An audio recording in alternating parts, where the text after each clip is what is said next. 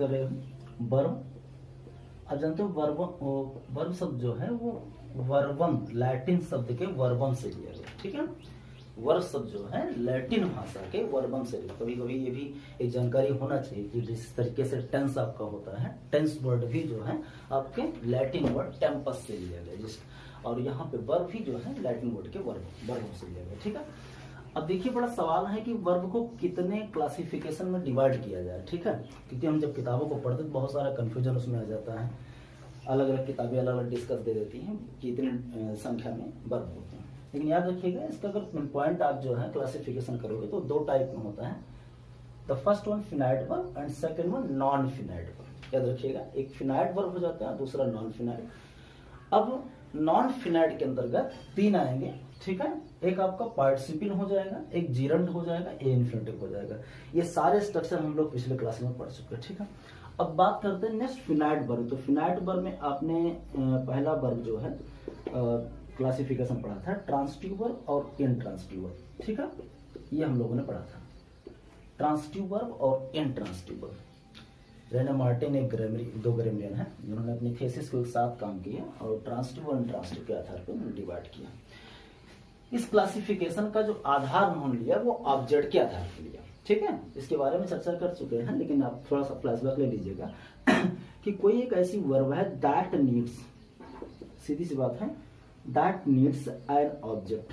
समझिएगा, इस transitive verb हो जाएगा, ठीक है, समझिएगा। यानी कोई भी ऐसी वर्ब है जिसको कहीं ना कहीं ऑब्जेक्ट की मांग कर रहा है, वो ऑब्जेक्ट का डिमांड कर रहा है, वो आपका ट्रांसिटिव हो जाएगा।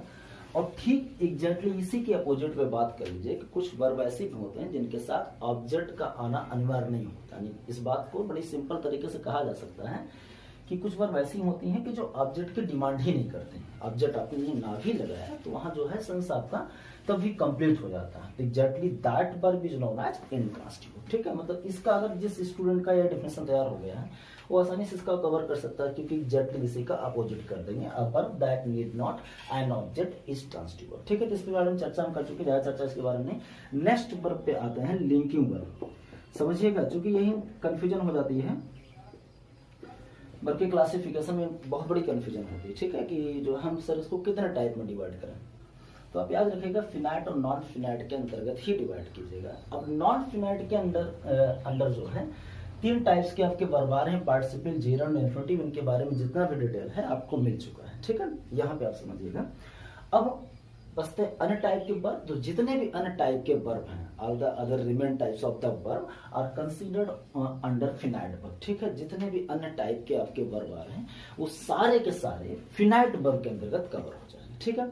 तो इसमें आपने पहला देखा ट्रांसिटिव इंट्रांसिटिव। अपवाद के रूप में जाए तो उसका भी आपने कवर कर लिया है कि ट्रांसिटिवली और इंट्रांसिटिवली, जैसे नस्फील्ड एक विद्वान थे जिनके अनुसार, एक ग्रामरियन थे जिनके अनुसार उन्होंने कहा कि नहीं, ट्रांसिटिव इंट्रांसिटिव नहीं, किसी भी वर्ब का यूज जो है ट्रांसिटिवली या इंट्रांसिटिवली किया जा सकता है। ट्रांसिटिवली किया जा सकता है या फिर इंट्रांसिटिवली, वो बेस जो है आप लोगों ने पढ़ चुके हैं।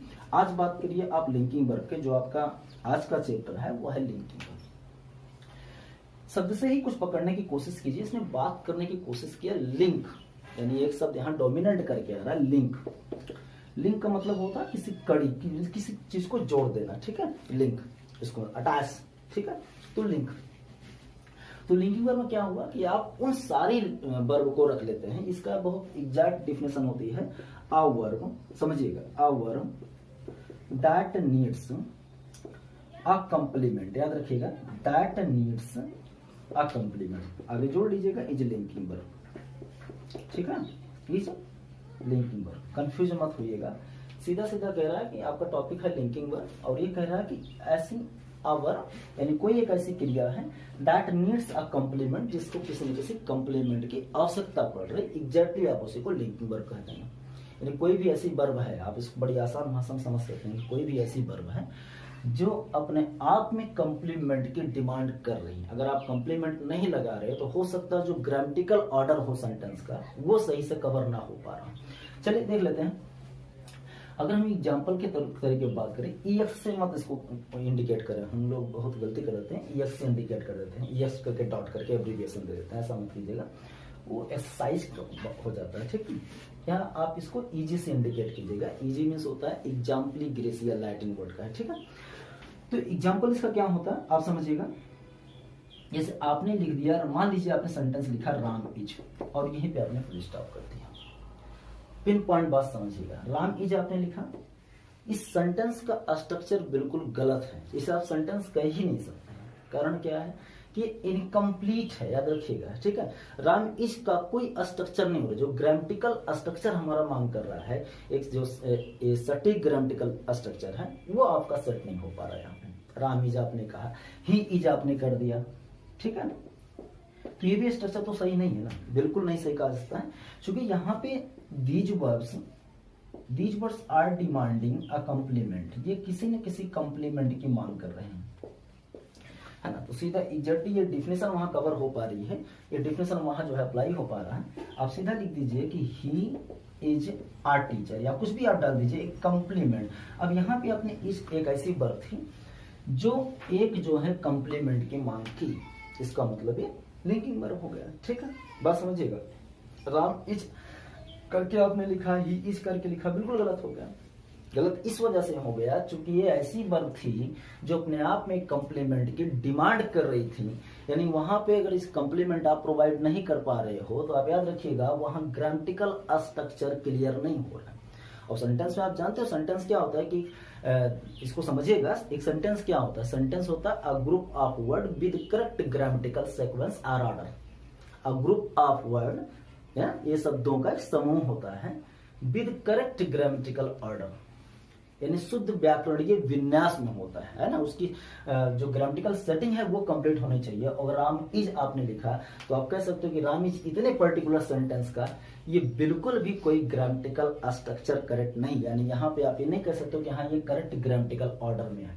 आपने जब लिखा ही इज अ टीचर, अब यहाँ हर व्यक्ति जो है, जो भी ग्रामर का जानकार व्यक्ति है, वो सहमत हो जाएगा कि this sentence is exactly correct sentence because this is the group of words with correct grammatical order. Get this point, this is a group of words, ये शब्दों का समूह हो गया। लेकिन आपको यहाँ जानकारी होना चाहिए, शब्दों का समूह ही, केवल शब्दों का समूह हो हम उसे वाक्य नहीं कह सकते, क्योंकि उसमें शर्त है विद करेक्ट ग्रामेटिकल ऑर्डर होना चाहिए। इसलिए कह दिया जाता है कि group of word that makes a complete sense, जो अपने आप में कंप्लीट सेंस देगा। ठीक है, और वो कंप्लीट सेंस कब देगा, जब अपने करेक्ट ग्रामेटिकल ऑर्डर में होगा। ठीक है, तो इसको जान लीजिएगा, एक लिंक था उससे संबंधित जानकारी बढ़ जाएगी। ठीक है, आगे बढ़ते लिंकिंग वर्ब हो गया। अब आते हैं हेल्पिंग वर्ब पे। अलग का कॉन्सेप्ट नहीं, लेकिन मैं अलग से एकदम पिन पॉइंट करके इसलिए बता रहा हूँ क्योंकि बच्चा कंफ्यूज होता है, क्योंकि यही इज एम और वॉचवेयर की आप बात करो, ये सारी की सारी वर्ब लिंकिंग वर्ब के मामले से माने जा रहे हैं। ठीक है, जहां की आपकी डेफिनेशन अप्लाई हो रही कि कोई एक ऐसी वर्ब है जिसने कंप्लीमेंट की मांग किया। बात समझ रही ना। लेकिन अब बच्चा कंफ्यूज होगा कि वही सारी चीजें हेल्पिंग वर्ब के रूप में कंसिडर की जा रही हैं, तो कब की जा रही है, तो याद रखिएगा एग्जैक्टली जो आपकी लिंकिंग वर्ब आ रही है, याद रखिएगा एग्जैक्टली जो आपकी लिंकिंग वर्ब आ रही है उस लिंकिंग वर्ब के बाद कोई ना कोई एक्शन वर्ड आ रहा है। ठीक है, एक्शन वर्ड का मतलब वर्ब ही समझ पा रहे हो ना, जिसको आप मेन वर्ब बोल देते हो। इसको आप अगर अपनी भाषा में तैयार करना चाहें तो इसको आप मेन वर्ब बोल। भाई ये मेन वर्ब है, तो जो इधर की वर्ब आई है वो सीधी सी बात है, वो सहायक क्रिया बन जाएगी। ठीक है, आपने यहाँ पे लिखा कि ही इज आर टीचर, उसके आगे आपने डाला कंप्लीमेंट। बात समझिए कैसे डिफाइन करेंगे आप। यहाँ पे ही इज लिखा गया है, इसके बाद आपने एक कंप्लीमेंट डाल दिया आर टीचर। इसका मतलब क्या हुआ कि टीचर आपका एज कंप्लीमेंट, इसको ऑब्जेक्ट तो कह नहीं सकते हो ना, क्योंकि जब एक्शन आता है तब ऑब्जेक्ट आता है। समझिएगा, इसका एक लिंक जुड़ा रहता है। ग्रामर एक ऐसा चैप्टर ही होता है कि जहां टीचर को मजबूरी में एक दूसरे लिंक पे जाना पड़ता है। ठीक है, अब यहाँ पे पॉइंट देखेंगे, ही इज आपने किया, नेक्स्ट आपने कोई एक्शन यहाँ पे डाला, करेक्ट ग्रामेटिकल ऑर्डर में होना चाहिए। शर्त यही है कि जो भी आप वर्ड सेट कर रहे हैं वो करेक्ट ग्रामेटिकल ऑर्डर में होने चाहिए, क्योंकि सेंटेंस, किसी भी सेंटेंस को क्वालिफाई करने के लिए ये सबसे बड़ी शर्त होती है। ठीक है, आपने यहाँ पे क्या लिखा, he is going, he is going, उसके बाद आपने कोई भी डाल दिया, he is going to market. अब यहाँ पे आपसे कोई पिन पॉइंटेड सवाल करे, इज यहाँ पे क्या है, तो बहुत सीधी सी बात है कि यहाँ इज जो है हेल्पिंग वर्ब है, क्योंकि उसके पहले यहाँ पे क्या आया, मेन वर्ब आया है ना। उसके पहले क्या है, मेन वर्ब आया है, तो ये हमको समझना पड़ेगा। यहाँ पे इज वही इज था, exactly this is called linking verb because it needs complement, ये कंप्लीमेंट की जरूरत करता था, इसलिए इसको हम लिंकिंग वर्ब कहते हैं। लेकिन यहाँ पे एग्जैक्टली वही इज आपका आया है, लेकिन यहाँ पे इज के बाद कोई ना कोई एक एक्शन वर्ड डाला, अर्थात मेन वर्ब डाला गया है, इसलिए यहाँ पे इज को आप किस रूप में कंसिडर करेंगे, यहाँ पे इज जो है आप कहेंगे हेल्पिंग वर्ब, करेक्ट।